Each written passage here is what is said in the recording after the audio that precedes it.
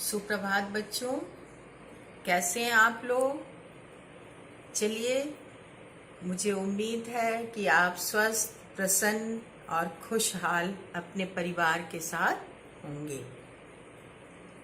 प्यारे बच्चों, आपका सबसे अधिक सुखद समय कब होता है? जब आप अपने परिवार के साथ, अपने माता पिता, अपने दादा दादी या नाना नानी, अपने ग्रैंड पेरेंट के साथ होते हैं। सबसे अच्छा आपको तभी लगता है। मुझे याद आता है कि बचपन में जब हम लोग अपनी दादी नानी के पास रहा करते थे तो उनकी प्यारी प्यारी कहानियों का ऐसा चस्का लगा रहता था या ऐसी आदत लगी रहती थी कि पूरा दिन हम लोग उस पल का इंतजार करते थे कि कब शाम हो और दादी नानी की कहानियों का सिलसिला शुरू हो। और उन कहानियों के बीच में ही जब नींद आ जाती थी तो सुबह उठकर हम लोग दादी नानी के पीछे पीछे घूमा करते थे कि क्या हुआ, हम तो उस बीच में सो गए थे। और ये सिलसिला हर दिन होता था। लेकिन अब समय के अभाव के कारण, बहुत अधिक व्यस्ततम जिंदगी के कारण हमें ऐसा लगता है कि बच्चों को वो कहानियों का सिलसिला अब नहीं मिल पा रहा। कोशिश कीजिए कि आप जब भी छुट्टियों में अपने ग्रैंड पेरेंट के पास जाएं या अपने माता पिता के पास भी शाम को जब बैठें तो कुछ कहानियों का सिलसिला जरूर चलना चाहिए। चलिए बच्चों, इतनी सारी बातें मैं आपको इसलिए बता रही हूँ कि आज मैं आपको मुल्ला नसीरुद्दीन की एक किस्से से वाकिफ कराने जा रही हूँ, या एक किस्सा आपके साथ पढ़ाने का सिलसिला यहाँ शुरू होने जा रहा है। मुल्ला नसीरुद्दीन होजा के नाम से आप परिचित हैं। पहला पाठ आपने पढ़ा था, दिमागी लड़ाई, वो मुल्ला नसीरुद्दीन होजा के ऊपर ही थी। आपको अच्छी तरह से याद होगा, अमर चित्रकथा थी वो ही। और उन्होंने नसीरुद्दीन होजा ने अपनी चालाकी और बुद्धिमानी से बहुत ही आसानी से पड़ोसी राज्य के सुल्तान के दूत को अच्छा सबक सिखाया था। अब थोड़ा सा मुल्ला नसीरुद्दीन के बारे में आप थोड़ा सा एक जानकारी ले लीजिए कि किस्सा गोई के लिए प्रसिद्ध नसीरुद्दीन होजा का जन्म तुर्की में 13वीं शताब्दी में हुआ और इनसे जुड़ी हुई लगभग 350 कहानियां बहुत प्रसिद्ध हैं।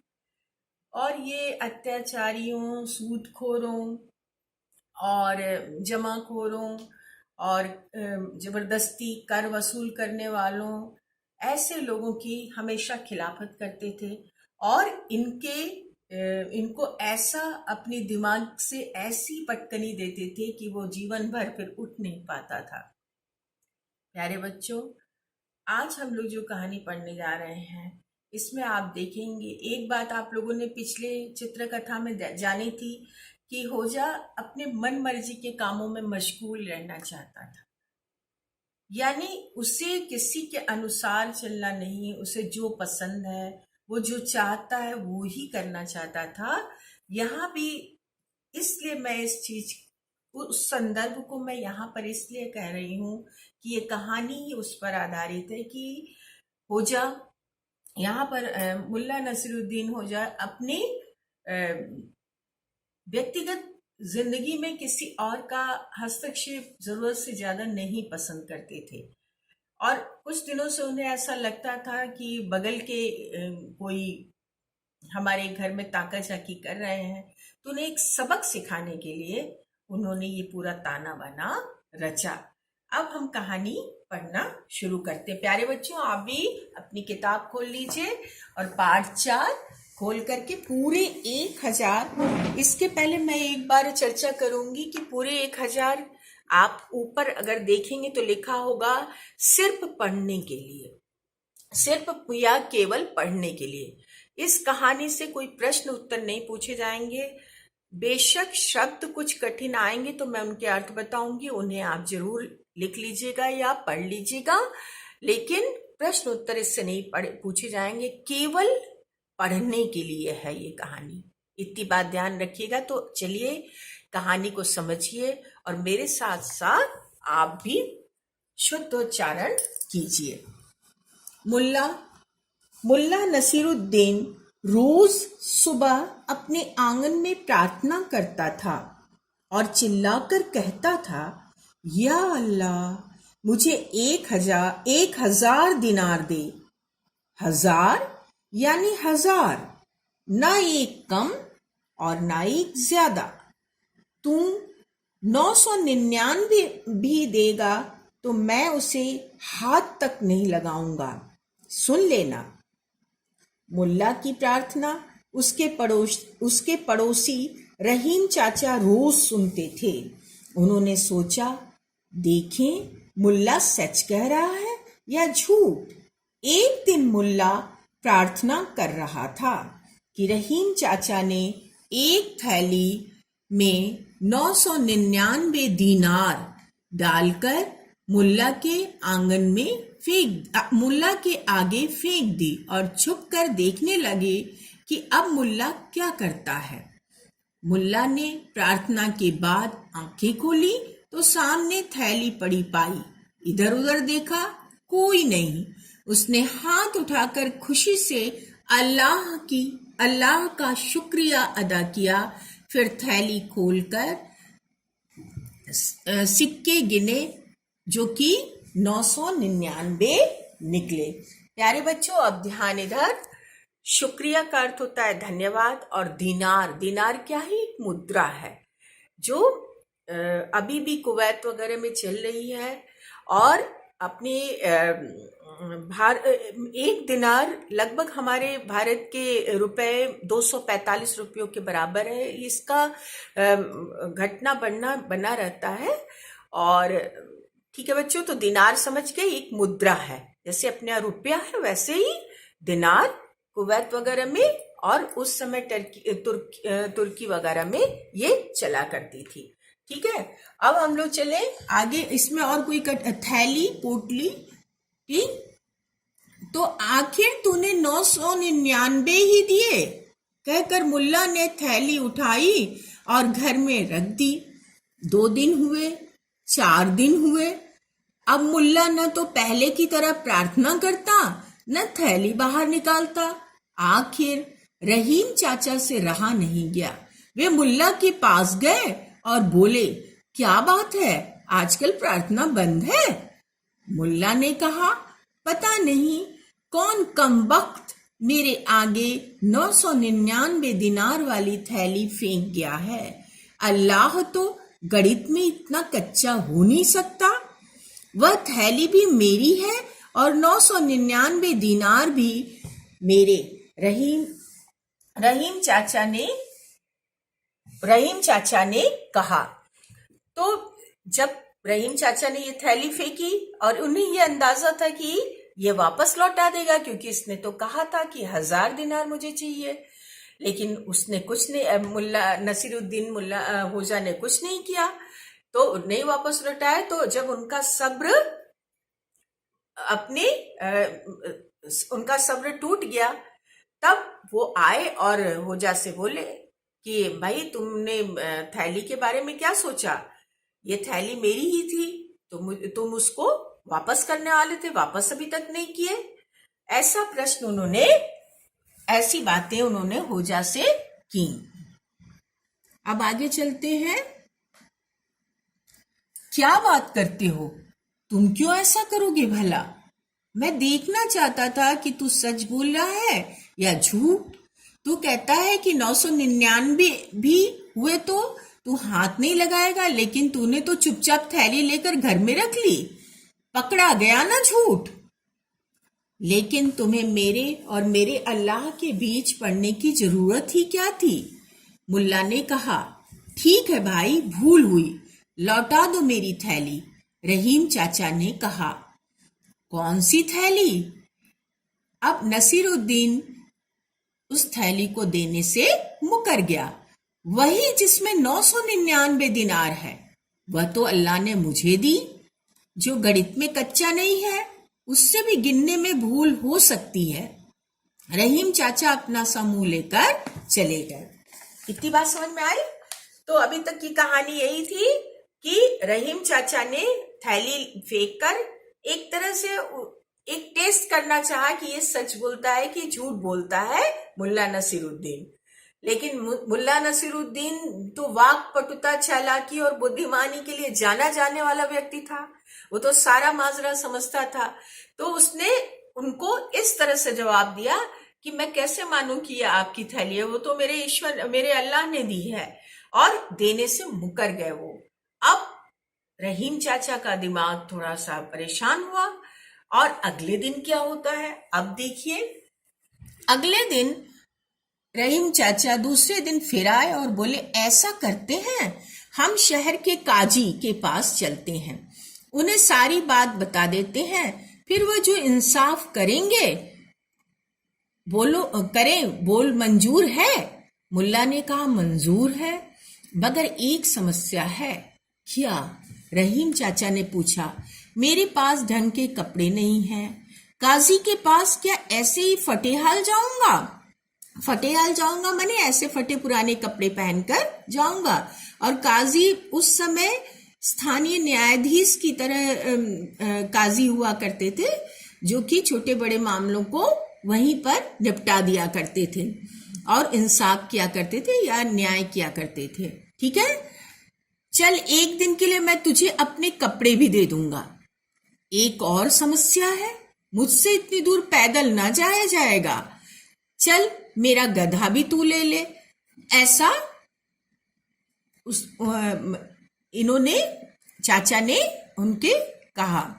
रहीम चाचा ने मुल्ला नसीरुद्दीन से कहा, ठीक है। तो दूसरे दिन दोनों पहुंचे शहर के काजी के पास।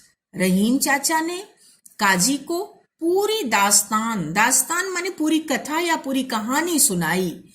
जो कुछ भी हुआ, कैसे थैली उन्होंने फेंकी, फिर कैसे मुल्ला नसीरुद्दीन ने देने से मना कर दिया, ये सारी बातें उन्होंने कही और ये फरियाद की, ये गुहार की कि कृपया मेरी थैली मुझे वापस दिलवा दिया जाए। बच्चों, इतनी बात आपके समझ में आ गई होगी कि बात मुल्ला नसीरुद्दीन और रहीम चाचा से होते हुए कहां पहुंच गई? शहर के काजी के पास निर्णय के लिए या फैसले के लिए। अब देखिए, मुल्ला नसीरुद्दीन तो बहुत चालाक आदमी थे। उन्होंने जो उनके कपड़े मांगे, उनके गधे मांगे, उसके पीछे भी कोई जरूर रहस्य था। वो रहस्य क्या था, अब आगे देखिए। तुम्हारा कोई गवाह है? काजी ने पूछा। गवाह माने जिसने उस घटना को देखा हो। गवाह तो रहीम चाचा का कोई नहीं था, क्योंकि उन्होंने तो चुपके से डाली थी वो थैली। काजी कुछ कहते उससे पहले ही मुल्ला बोला, हुजूर माने जनाब या स्वामी, दूसरे की चीज को अपना बताना इनकी आदत है। अभी ये थैली को अपना बता रहे हैं, कुछ देर बाद कहेंगे मैंने जो कपड़े पहन रखे वो भी इनके हैं। अब तो बात सही थी, लेकिन वो पहले ही उस चीज की भूमिका बना चुके मुल्ला नसीरुद्दीन। और इधर चाचा अब चिल्ला कर बोल रहे हैं, हाँ तो है ही, मेरी ही तो है ये कपड़े। रहीम चाचा ने कहा। देखा? अब मुल्ला नसीरुद्दीन बोलते हैं, देखा हुजूर, अब ये कपड़े भी इनके हो गए। अब कहेंगे ये गधा भी इनका है जिस पर बैठकर मैं आया हूं। हाँ चाचा, रहीम चाचा ने कहा, हाँ तो गधा तो मेरा ही है। ऐसा भोलेपन से रहीम चाचा ने कहा। अब आप ही इंसाफ करिए। मुल्ला नसीरुद्दीन ने अपनी बात को मजबूती से काजी के सामने रखते हुए कहा कि अब आप ही इंसाफ करिए। अभी ये थैली के बारे में बोल रहा है, मेरा है, मेरी थैली है। फिर इन कपड़ों, जो मैंने कपड़े पहन रखे हैं, उनके बारे में बोल रहे हैं कि ये कपड़े मेरे हैं। मैं जिस गधे पर बैठ के आया हूं ये भी इनका है। हर एक चीज जो दूसरे की है वो इनकी ही हो जा रही है। और उल्टी बात उन्होंने रहीम चाचा के ऊपर ही थोप दी काजी के समक्ष।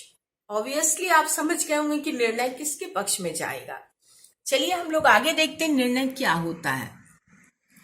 काजी ने रहीम चाचा को अपनी आदत से बाज आने को कहा। आदत से बाज आना माने जिस चीज की बुरी आदत पड़ गई है उससे उस बुरी आदत को छोड़ना या उस बुरी आदत से दूर रहने को कहा। अपना वक्त बिगाड़ने के लिए उन्होंने डांटा और थैली मुल्ला को दे दी। उन्होंने कहा बिना वजह तुम लोग आ जाते हो और जब सीधे सीधे दिख रहा है कि तुम गलत बात कर रहे हो तो क्यों यहाँ पर आए हो, मेरा भी समय व्यर्थ में बर्बाद कर रहे हो। थैली मुल्ला नसीरुद्दीन को दे दी गई। अपना सा मुंह लेकर रहीम चाचा लौट आए। थैली भी गंवाई, कपड़े भी गंवाए और गधा भी हाथ से धो बैठे। हाथ धो बैठना एक मुहावरा है, माने खो देना, ठीक है। तो गधा भी हाथ से खो बैठे। लेकिन मुल्ला नसीरुद्दीन एक भले मन के व्यक्ति थे। उन्हें तो केवल रहीम चाचा को एक सबक सिखाना था कि दूसरों के मामलों में आप अपनी दखलंदाजी छोड़ दीजिए, आप दूसरों के घरों में ताक झांक करना छोड़ दीजिए। सिर्फ इस सबक को सिखाने के लिए ही मुल्ला नसीरुद्दीन ने ये पूरा ताना बाना बिना था। जब उन्होंने जान लिया कि अब रहीम चाचा को अच्छा सबक मिल चुका है तो उन्होंने फिर 4-5 दिन बाद क्या किया, अब चलिए हम लोग देखते हैं। फिर एक दिन मुल्ला नसीरुद्दीन रहीम चाचा के घर गए और बोले, ये लो तुम्हारी थैली, ये कपड़े और ये संभालो अपना गधा। लेकिन एक बात हमेशा ध्यान में रखना, आइंदा मेरे और अल्लाह के बीच में आने की कोशिश मत करना। मैं अपने ईश्वर, अपने अल्लाह से जो कुछ भी फरियाद करूं या मैं अपने घर में जिस तरह से भी या मैं अपने जिस तरह के कामों को करूं उसमें कभी भी कोई दखलंदाजी मत करना, ये बात ध्यान रखना। और इस तरह से कहानी का अंत होता है। रहीम चाचा को अच्छा सबक मिल गया और ये भी मुल्ला नसीरुद्दीन भी अपनी इस समस्या का हल ढूंढ पाए अपनी दिमागी चतुराई वाकपटुता से। ये कहानी आप सबको पसंद आई होगी। ऐसी अनेक कहानियां प्रसिद्ध हैं इनकी। जैसे एक बार की बात है, मुझे एक कहानी याद आ गई अभी इसी सिलसिले में, इन्हीं की मुल्ला नसीरुद्दीन की, कि एक बार ये एक स्टेज शो करने, मंच पर शो करने गए और वहां पर जाकर उन्होंने कहा कि आपको मालूम है कि मैं अभी क्या बताने जा रहा हूं। तो लोगों ने कहा नहीं नहीं मालूम। तो उन्होंने कहा जब आपको कुछ नहीं मालूम तो मेरा यहाँ रहने का क्या अर्थ। वो चले आए। फिर दूसरे दिन लोगों ने कहा कि चलिए चलिए, आप नाराज क्यों हो गए, चलिए ना आप फिर स्टेज पर चलिए और कुछ बोलिए। तो उन्होंने कहा कि आपको मालूम है मैं यहाँ पे क्यों आया हूं। तो लोगों ने कहा हाँ। लोग डर के मारे इसलिए बोले कि कहीं आज फिर ना नाराज होकर चले जाएं। लोगों ने कहा हाँ हमें मालूम है कि आप क्यों आए हैं। मुल्ला नसीरुद्दीन फिर स्टेज से उतरे और चल दिए। बोले जब आप सबको मालूम ही है कि मैं यहाँ क्यों आया हूं तो मैं क्या बोलूं। और फिर सब लोग मनाने गए कि चलिए चलिए फिर चलिए आप कुछ बोलिए, आप कुछ सुनाइए, कुछ कहानियां अच्छी। फिर वो आए तीसरे दिन। इस दिन दर्शकों ने ये सोच रखा था कि आधे लोग बोलेंगे हाँ और आधे लोग बोलेंगे ना। मुल्ला नसीरुद्दीन जी ने फिर वही प्रश्न किया, आप सबको मालूम है मैं यहाँ पर क्यों आया हूं। तो उसमें आधे लोगों ने कहा हाँ हमें मालूम है और आधे लोगों ने कहा ना हमें नहीं मालूम है। तब मुल्ला नसीरुद्दीन ने मुस्कुराहट के साथ ये जवाब दिया, ठीक है जब आधे को मालूम है कि हाँ मैं क्यों आया हूं, आधे को नहीं मालूम है, तो जिन्हें मालूम है वो आपस में उन्हें बता दीजिए कि मैं यहाँ क्यों आया हूं, मैं तो चला। और ये कहानी बड़ी हंसी मजाकिया से पूर्ण है और अच्छी कहानी। ऐसी अनेक कहानियां इनकी प्रसिद्ध हैं। आपको मौका मिले तो आप जब भी बाल पुस्तक मेला लगता है या पुस्तक मेला लगता है तो मुल्ला नसीरुद्दीन की कहानियाँ, आप तेनालीराम की कहानियाँ, आप अकबर बीरबल की कहानियाँ, ये सब लीजिए और पढ़िए। आपके दिमाग को ये सुकून तो देती ही हैं ये कहानियाँ, और साथ में आप में कल्पना शक्ति और सोचने समझने की एक नई कला विकसित करती है ये कहानियां। बिल्कुल आप लोग पढ़ा करिए। ठीक है बच्चों, इसी के साथ अब मैं आज आपका भाषा माधुरी का पाठ 4 यहीं पर खत्म होता है, क्योंकि इसमें कुछ भी प्रश्न उत्तर नहीं करना है, जैसा मैं शुरू में बता चुकी हूँ। हम लोग अब भाषा अभ्यास पाठ 4 पर आते हैं। भाषा अभ्यास पाठ 4 में इस पूरे 1000 में एक ही प्रश्न है, और प्रश्न देखिए क्या है। आप अपने लिए ईश्वर से क्या प्रार्थना करते हैं, लिखिए। आपका यही आज का गृह कार्य है। सब बच्चे समझ गए? कहानी आपने समझ ली, कहानी पढ़ ली मेरे साथ साथ। उसके कठिन शब्दार्थ मैं आपको लिखकर भेज दूंगी, उन्हें याद कर लीजिएगा, लिख लीजिएगा। अब इसमें कोई प्रश्न उत्तर नहीं करना है, तो मैं भाषा अभ्यास में आ गई। भाषा अभ्यास में है कि आप ईश्वर से अपने लिए क्या प्रार्थना करते हैं, लिखिए। आपको कम से कम 10-12 लाइन में ये बात लिखनी है। बच्चों, आप जब भी ईश्वर के सामने माथा टेकते हैं, आप चाहे किसी भी धर्म से संबंधित हो, आपका कोई गुरु, कोई ईश्वर, कोई अल्लाह, जो भी है, उसके सामने जब आप मत्थे टेकते हैं, या जिस तरह से भी आप अपने आराध्य के सामने विनती या प्रार्थना करते हैं, तो निश्चित रूप से कुछ तो मांगते ही हैं। और मांगते हैं तो किसके लिए? अपने लिए। तो सिर्फ मैं के लिए नहीं मांगती, हम के लिए मांगते हैं। मुझे ऐसा लगता है, क्योंकि मेरी समझ तो यही है कि मैं के लिए कोई नहीं मांगता, हम के लिए मांगता है। और हम इतना विशाल घेरा है जिसे आप इस तरह से व्यक्त कर सकते हैं कि हे ईश्वर,